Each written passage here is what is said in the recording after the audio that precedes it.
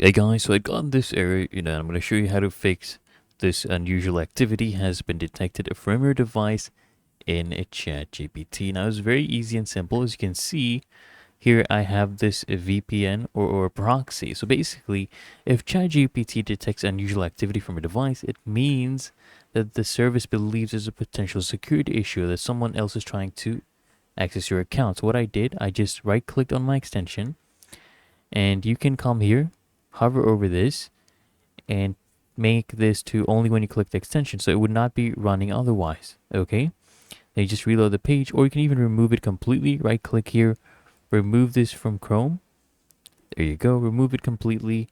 So I'm uninstalling this. Now what you can also do is restart your browser after this and clear your cache and cookies. Now that did fix it for me, so you can try it out for yourself. Really that easy. If you found this helpful, make sure you smash the like button and subscribe to find your solution.